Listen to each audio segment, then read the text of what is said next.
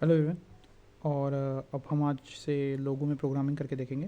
तो पहला वीडियो जो होगा वो ऐसे बनाया जाएगा कि आप लोग लोगों से के साथ थोड़ा बहुत काम करके कंफर्टेबल हो लें। तो अब आपके डेस्कटॉप पे अगर लोगों का आइकॉन आ गया तो उसको डबल क्लिक करके चालू करें और ये आप देख सकते हैं कि लोगो खुलेगा तो ऐसा दिखेगा। ये क्वेश्चन मार्क का मतलब कि अब लोगो कमांड ले सकता है। तो सबसे पहले हम इसमें लोगों से कुछ कुछ चीज़ें बनवा के देखते हैं। तो जैसे लोगो जो होता है वो एक टर्टल होता है जिसको आप इसमें आगे पीछे दाएं बाएं किधर भी ले जा सकते हैं। तो सबसे पहले हम यही शुरू करते हैं कि इस टर्टल को हम पहले 10 आगे जाने के लिए बोलेंगे। तो हम लिखेंगे FD, इसका मतलब है फॉरवर्ड, और 10, फिर 10 आगे बढ़ जाएगा। आप इसमें पूरा फॉरवर्ड भी लिख सकते हैं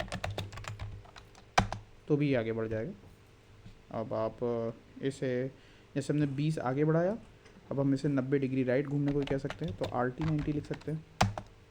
अब ये घूम गया है। फिर हम फिर से वापस लिख सकते हैं फॉरवर्ड 10। एक्चुअली 20 लिखेंगे क्योंकि 20 बढ़ा था, हम स्क्वायर बना रहे हैं। ये 20 बढ़ गया। फिर से हम इसको 90 डिग्री राइट मोड़ना चाहेंगे तो राइट 90 डिग्री भी लिख सकते हैं, RT90 भी लिख सकते हैं। मुड़ गया। फिर हम फॉरवर्ड 20 कर देते हैं, फिर RT90 करते हैं, राइट मोड़ देंगे, फिर फॉरवर्ड 20 करते हैं तो हमारा स्क्वायर पूरा बन जाएगा।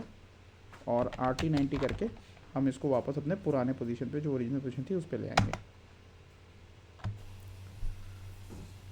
तो अब हम एक बार ये फिर से देख लेते हैं कि हमने कौन कौन से स्टेप्स लिखे। जैसा कि हमने पहले ही डिस्कस किया कि एल्गोरिदम जो होता है वो स्टेप बाय स्टेप प्रोसीजर होता है कोई भी प्रॉब्लम सॉल्व करने का। तो यहाँ पे हम इसको step by step procedure to draw a square with side 20। So basically हम क्या कर रहे हैं कि एक स्क्वायर बना रहे हैं जिसका एक साइड 20 है। तो बेसिकली स्क्वायर में सारे साइड की बराबर ही होती है जो लेंथ होती है। तो हमने सबसे पहले क्या किया कि अब आप एक साइड बना रहे हैं तो फॉरवर्ड जब आप लिखते हो या बैकवर्ड लिखते हो लोगों में, तो ये वहाँ पे स्क्रीन पे लिखता है जब आप आगे बढ़ा रहे हो।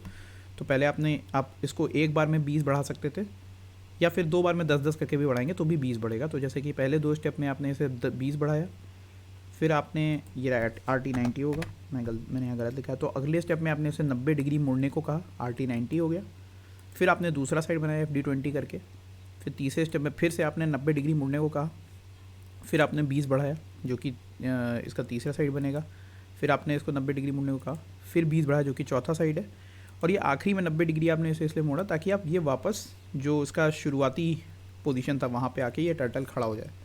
तो इसमें जो दो तीन चीज़ें देखने वाली बात है कि पहला तो देखिए एक के बाद एक स्टेप एग्जीक्यूट होता है। तो जैसे आप प्रोग्राम लिखते हैं तो ऊपर से नीचे एक एक करके स्टेप्स एग्जीक्यूट होते हैं।